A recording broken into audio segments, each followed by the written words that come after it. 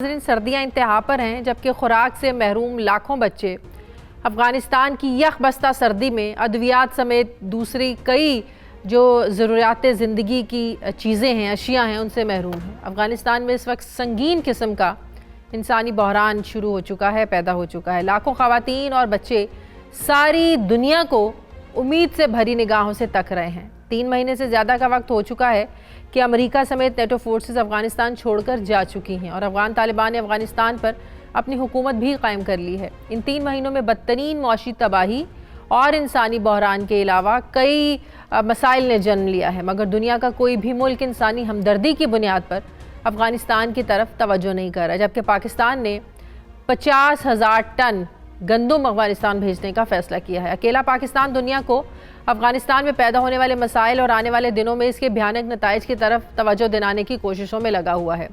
जबकि सऊदी अरब ने भी अफ़गानिस्तान की सूरत हाल पर OIC का इजलास तलब कर लिया है। वज़ीर ख़ारजा शाह महमूद कुरैशी ने कहा है कि अफ़गानिस्तान की सूरत हाल पर गौर करने के लिए OIC वज़ीर ख़ारजा काउंसिल का गैर मामूली इजलास बुलाकर सऊदी अरब ने बड़ा अहम कदम उठाया है।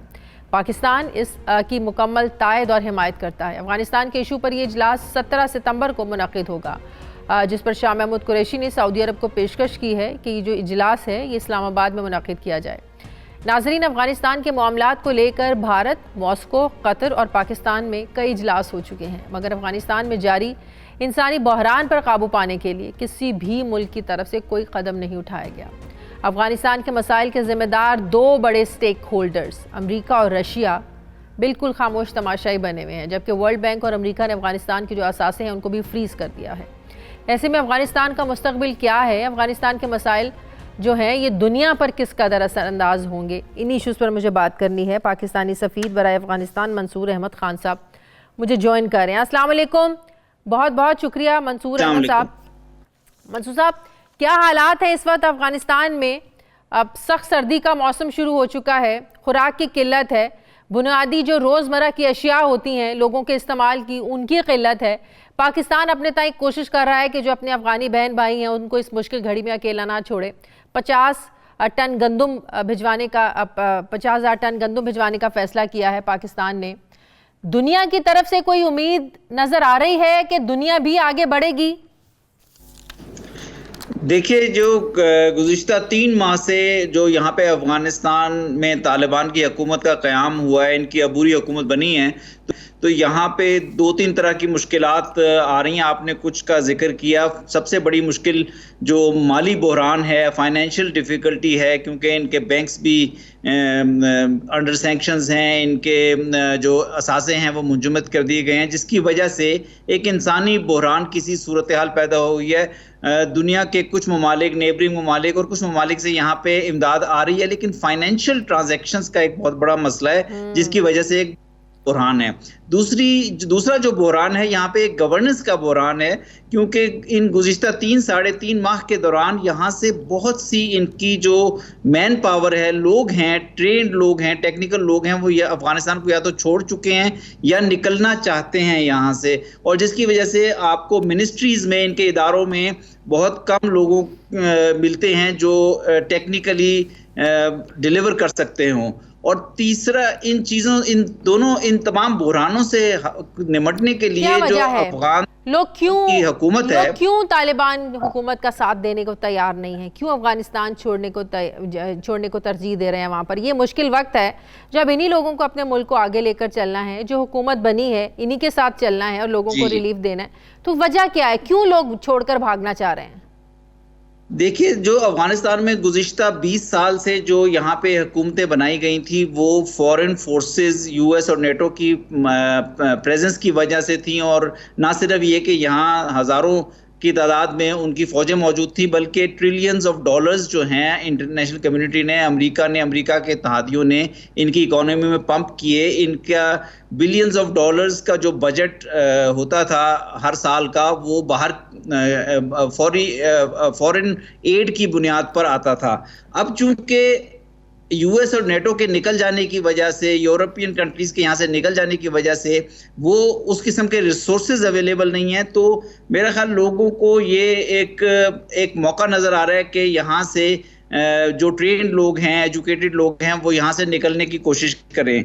कोशिशें हमारी यही हैं कि अफगानिस्तान के अंदर किसी तरह से अफगानिस्तान के नेबर्स के ज़रिए, रीजन के ज़रिए, यहाँ पे ह्यूमैनिटेरियन एंगेजमेंट के ज़रिए स्टेबिलिटी लाने की कोशिश की जाए, क्योंकि हमारा एक ये हमसाया मुल्क है और यहाँ पे इंस्टेबिलिटी हमें बहुत ज़्यादा अफेक्ट करेगी। और अगर यहाँ स्टेबिलिटी आए, यहाँ से लोगों का बाहर जाना बंद हो, यहाँ पे गवर्नेंस के मसाइल में इम्प्रूवमेंट आए और इंटरनेशनल कम्युनिटी के साथ भी तालिबान की जो एंगेजमेंट चल रही है, दुनिया नहीं चाहते कि अफगान तालिबान की जो हुकूमत है कामयाब हो, तो जाहिर है जो लोग बाहर जाना चाह रहे हैं, टेक्निकल लोग, अमेरिका, बरतानिया, यूरोप जैसे जो ममालिक, ये तो बड़े आसानी से इन लोगों को वीजे देंगे। कौन रोकेगा इनको?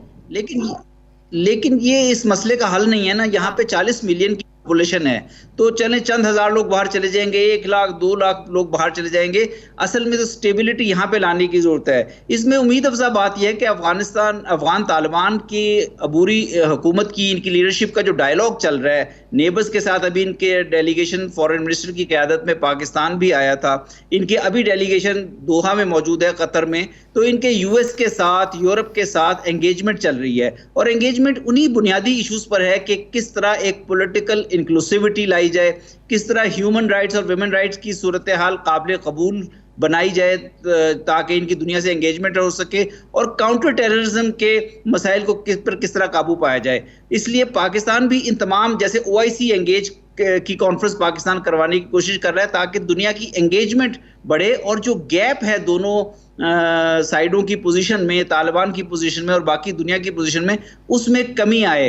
और मेरा ख्याल उसका हल कांस्टेंट एंगेजमेंट और डायलॉग ही है।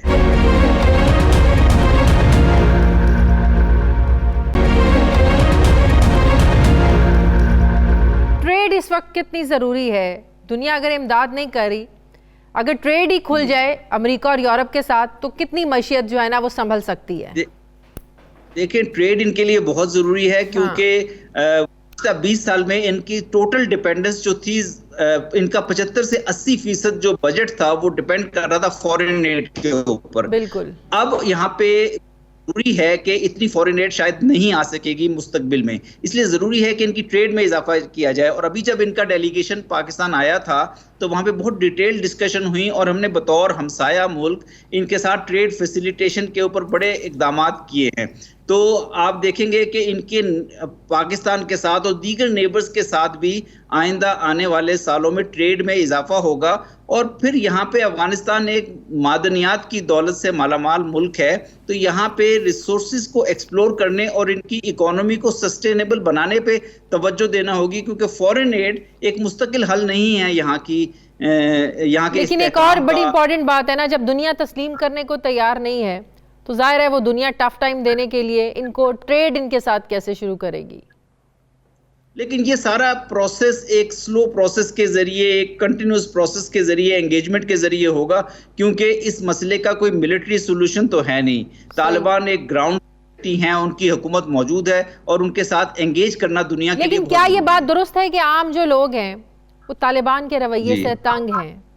तालिबान जिस तरह ट्रीट कर रहे हैं, अपनी मर्जी से लोगों को चलाना चाहते हैं। मेरा ख्याल है कि जो मेरी यहाँ पे इनके लीडर, इनकी हुकूमत के अहलकारों से भी बातचीत होती है और जो मेरी इंडिपेंडेंट ऑब्जर्वर्स से, मीडिया के लोगों से, इंटरनेशनल मीडिया के लोगों से भी बातचीत होती है, ऐसी सूरत हाल नहीं है। यहाँ पे काफ़ी सिक्योर सूरत हाल है, बाजार नॉर्मल चल रहे हैं, शहर में और गाँव में लाइफ नॉर्मल चल रही है और बहुत चीज़ों के बारे में प्रोपेगेंडा भी किया जाता है। अब ये लड़कियों के स्कूल जाने की तादाद में भी इजाफा हो रहा है, ये छुट्टियों के बाद, चूँकि यहाँ सर्दियाँ हैं और में इनके स्कूल बंद होते हैं, छुट्टियों के बाद तमाम हाई स्कूल भी लड़कियों के लिए खुल जाएंगे तमाम अफगानिस्तान के तमाम प्रोविंसेस में। लेकिन कहा जा रहा है कि जो पुराने हुकूमती अफसरान हैं, कल खबरें भी बड़ी अखबारात में स्टोरीज लगी हुई थी, वहां से खबरें भी आ रही हैं कि तालिबान उनसे अब बदले ले रहे हैं, मुख्तलिफ तरीकों से उनको तंग कर रहे हैं।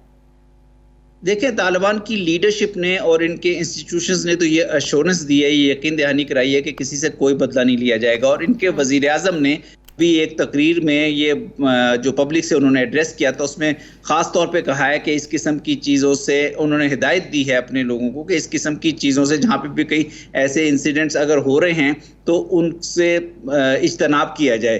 तो मेरे ख्याल में कि तालिबान का रवैया जनरली इस दफ़ा ये इंटरनेशनल कम्युनिटी का भी मानना है, इंटरनेशनल मीडिया का भी मानना है कि उस तरह का नहीं है जैसा कि गालिबन उनके पिछले टेन्योर में 1996 से 2001 के देखे ओआईसी का इजलास इस मौके पर अफगानिस्तान की सूरत हाल को लेकर कितना अहम है, कितना यूज़फुल साबित हो सकता है अफगानिस्तान के मसाइल को हल करने के लिए अगर मुस्लिम उम्मा सारी इकट्ठी हो जाए और मुस्लिम उम्मा यूरोप, अमेरिका, बरतानिया इनको छोड़ें, अगर इस्लामी ममालिक ही सारे मिलकर आगे आ जाएं तो कितने मसाइल हल हो सकते हैं, कितनी मुश्किलात कम हो सकती है इस वक्त अफगानिस्तान की। ओआईसी का इजलास अफगानिस्तान की मौजूदा सूरत हाल से निपटने के लिए बहुत अहम है। अफगानिस्तान खुद एक ओआईसी का एक अहम रुकन है और ये इजलास सऊदी अरेबिया के अपने इनिशिएटिव पे ऑर्गेनाइज किया जा रहा है और सऊदी अरेबिया के इस इनिशिएटिव के जवाब में पाकिस्तान ने इस इजलास को 17 दिसंबर को पाकिस्तान में होस्ट करने की बिल्कुल। तो इसमें हमें उम्मीद है कि इस्लामी ममालिक कोई ऐसा लाएहामल निकालेंगे जिससे कि अफगानिस्तान के मौजूदा इमीडिएट ह्यूमैनिटेरियन क्राइसिस से निपटने में मदद मिलेगी।